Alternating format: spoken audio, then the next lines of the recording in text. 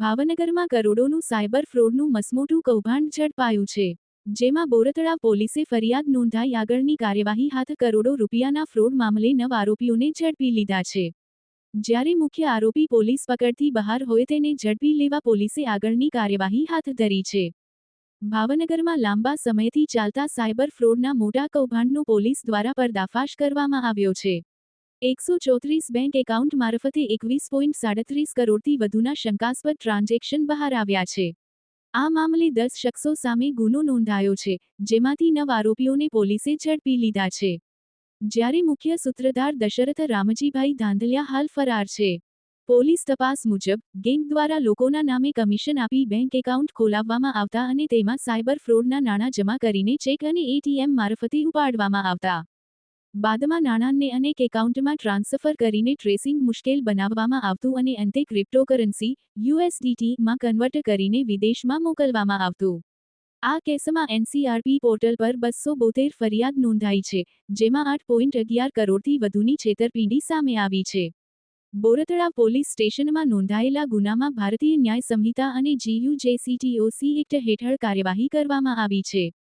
પોલીસે નાગરિકોને ચેતવણી આપી છે કે અજાણ્યા લોકોના કહેવા પર પોતાના બેંક એકાઉન્ટ, ATM કાર્ડ અથવા દસ્તાવેજો આપવાથી બચવું અને સાયબર ફ્રોડનો ભોગ બનતા જ 1930 હેલ્પલાઇન પર સંપર્ક કરવો. અજય બુધેલિયા, न्यूज 14 भावनगर। तो 24 तारीख को बोरतला पुलिस स्टेशन में एक गुना दाखिल हुआ था, जिन आरोपियों के हमने गुनाहित इतिहास निकाला उसके बेसिस पे हमको जानने को मिला कि उन सभी आरोपियों के विरुद्ध पिछले कई वर्षों में अलग अलग स्टेट के अलग अलग शहरों में और अलग अलग डिस्ट्रिक्ट्स में गुना रजिस्टर हुए हैं। उसको देखते हुए हमने इसमें गुस्सी टॉक की कलम उमेरा की रिपोर्ट रखी, जिसको हमको पॉजिटिव IG सर और SP सर की तरफ से हमको पॉजिटिव मंजूरी मिली। उसके आधार पे हमने इसमें कलम उमेरा करते हुए गुस्सी टॉक दाखिल किया। अभी जो हमको जानने को मिला है, तो हमको ये देखने को मिला है कि पिछले कई सालों से जो मुख्य आरोपी है दशरथ, उसने भावनगर में ऑर्गेनाइज्ड स्केल पर म्यूल अकाउंट्स की फार्मिंग की। म्यूल अकाउंट्स की फार्मिंग मतलब वो उसने कुछ लोग इकट्ठे किए और उसने उन लोगों को अपने नीचे बिठाया और उनको कुछ स्पेसिफिक टास्क दिए, जैसे कि कुछ को बोला कि तुम जाके मेरे लिए अलग अलग लोगों के म्यूल अकाउंट्स लेके आओ, और उन म्यूल अकाउंट्स में उनको हैंडल करने के लिए एक मैनेजर भी रखा। तो इसमें अब तक की जानकारी जो हम जुटा पाए उसमें 4 लेवल हमको देखने को मिली है और 2 MO देखने को मिले हैं। तो अगर मैं MO की बात करूं तो पहला एक MO है, वो है कि कैसे म्यूल अकाउंट्स को जुगाड़ा गया और उनको जो है लालच दिया गया बारंबार कि तुम मुझे जो है अपने जो हमारा आधार होता है, फ़ोन नंबर होता है, उसके बेसिस पे हम बैंक अकाउंट खुलवाते हैं। वो बैंक अकाउंट खुलवाते थे, फिर वो एक बंदा उनको प्रोक्यूर करता था और फिर वो उसके ऊपर वाले बंदे को देता था, जो कि एक XLH से, तो वो ऊपर दशरथ को देता था। इस तरीके से 4 लेवल पर जो है यहाँ पर ऑर्गेनाइज्ड स्केल पर एक तरीके से मैं कह सकता हूँ भावनगर में ऑलमोस्ट म्यूल अकाउंट की फैक्ट्री जैसी इन्होंने खोली है। और अभी तक हम जितनी जानकारी जुटा पाए उसमें 134 टोटल अकाउंट्स की हमने जानकारी निकाली है, जिसमें 21 करोड़ जितना फ्रॉड अपने को देखने को मिला है। और अभी मेरे को ये लग रहा है कि इसमें जितनी हम गहरा तपास करेंगे तो this is just the tip of an iceberg, कि ऐसा हो सकता है कि ये शायद और भी जो है रुपया ऊपर तक जाए और नंबर ऑफ अकाउंट्स भी इसमें ज़्यादा हो सकते हैं। और साथ ही साथ NCPR पोर्टल जो है, जो गवर्नमेंट ऑफ इंडिया ने स्टार्ट किया है, उस पोर्टल में भी इन अकाउंट्स में फ्रॉड दिखाया गया है। तो अब तक NCPR पोर्टल में 272 जितनी कंप्लेंट्स रजिस्टर हुई और उसमें 8 करोड़ जितना फ्रॉड अमाउंट या शंकास्पद फ्रॉड अमाउंट अभी तक दिखाया जा चुका है। तो इस तरह से इसमें अभी आगे कार्रवाई चल रही है।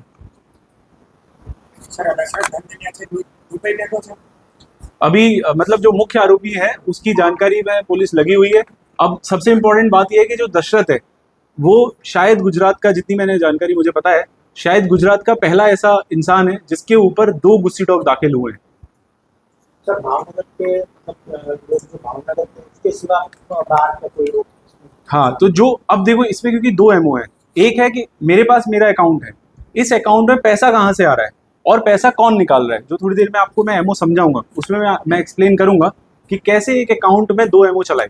तो जो पैसा आ रहा है वो अलग अलग राज्यों से आया है, जैसे तेलंगाना से भी आया है, महाराष्ट्र से भी आया है, मतलब ये हम NCPR पोर्टल से जुटा पाए हैं।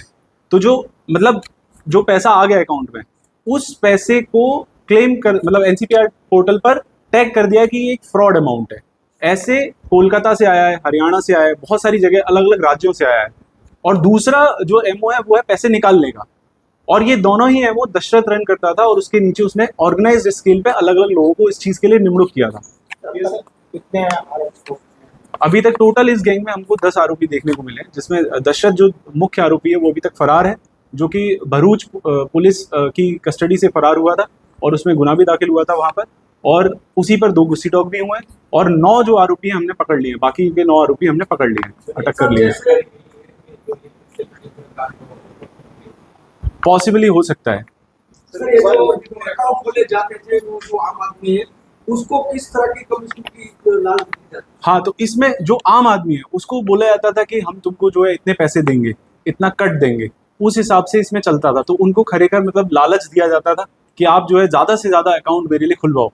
तो मैंने अभी तक एक दो अकाउंट हमको ऐसे भी मिले जिसमें एक बंदे ने जितने पॉसिबल अकाउंट हो सकते हैं वो खुलवाए हैं। यानी कि अगर मैं अगर इसमें मतलब जुड़ा हुआ हूँ, तो मैंने 8 बैंकों में अपने अकाउंट खुलवाए, लेकिन वो कौन है? वो तो एक ड्राइवर निकला।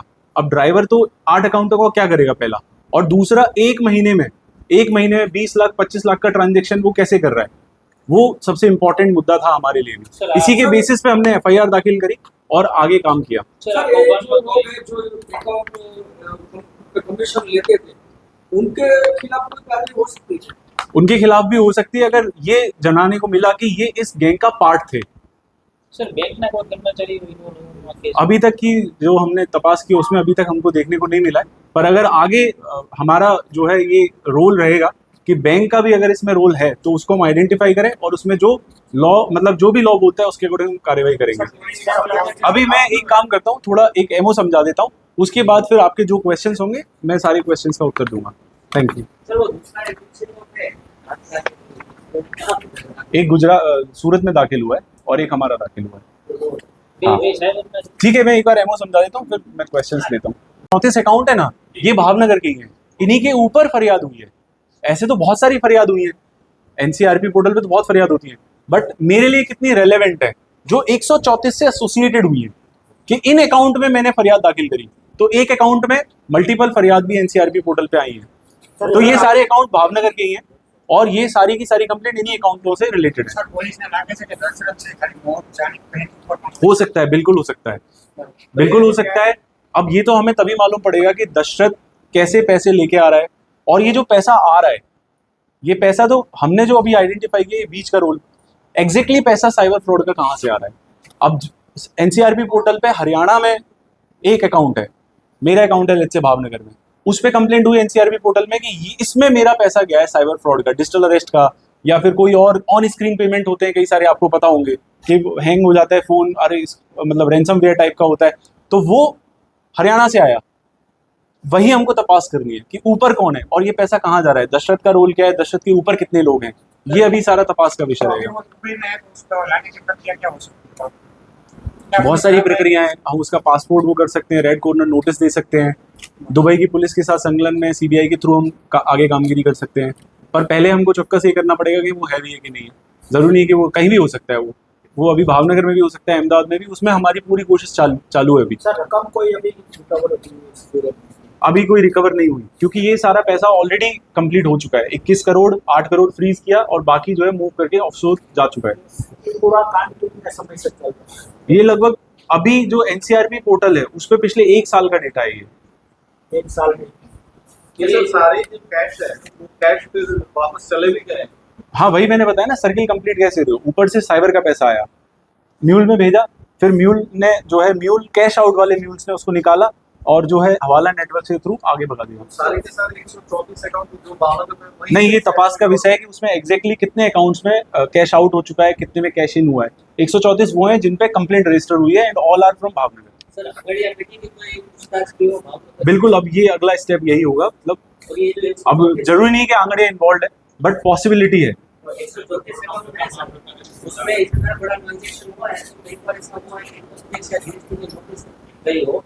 ये अब क्या होता है इनकम टैक्स में, जैसे एक दूसरे केस में क्या हुआ है, वो 2-3 साल 4 साल बाद देते हैं।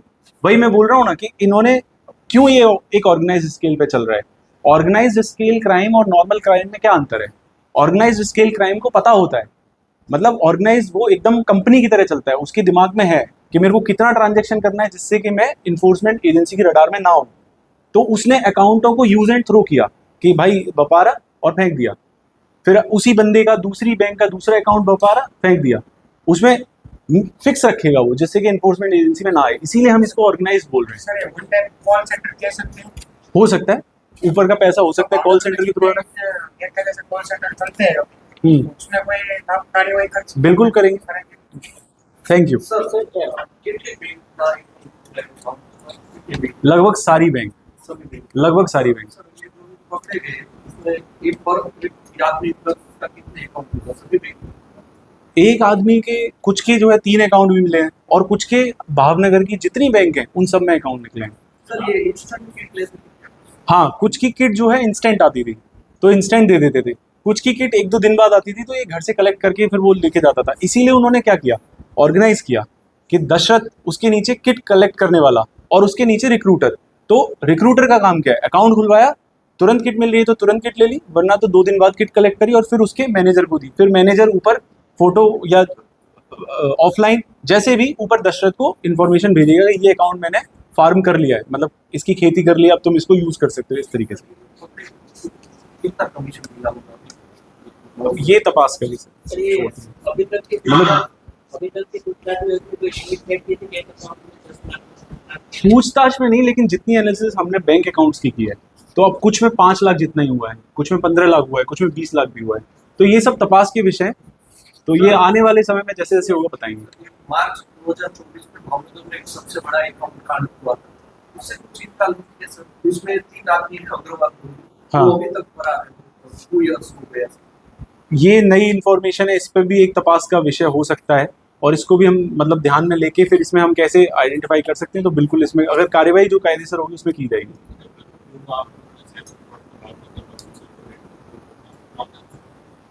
अभी जो रिसेंटली जो है गवर्नमेंट ऑफ गुजरात ने, पहले साइबर क्राइम में नहीं होता था, बट जिस हिसाब से साइबर क्राइम एक अभी ऑर्गेनाइज्ड स्केल पे चल रही है उसको ध्यान में लेते हुए सरकार श्री ने भी सही समय पर उस चीज़ को इंक्लूड किया।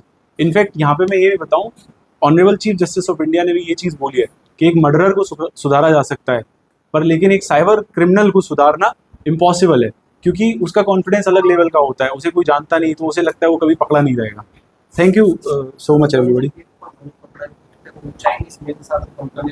हो सकता है, पॉसिबिलिटी है, क्योंकि अभी दशरथ के ऊपर कौन है ये अपने को पता नहीं है, वो दशरथ जब पकड़ में आएगा तभी पता लगेगा। तो इसमें चाइनीज जो साइबर क्रिमिनल्स है वो भी इन्वॉल्व हो सकते हैं बिल्कुल, पर ये सारी ना स्पेकुलेशन है, तो अब लेट अस नॉट, मतलब स्पेकुलेशन में अपने को नहीं उतरना चाहिए वरना तो फिर चलता रहेगा। पॉसिबिलिटी बिल्कुल है, लेकिन दशरथ अब देखो साइबर क्रिमिनल्स का तो ऐसा है कि 10 पास वाले भी, क्योंकि उनको पता होता है कि मेरे को इतना ही काम करना है, तो उसमें भी वो करते ही हैं। Thank you everybody.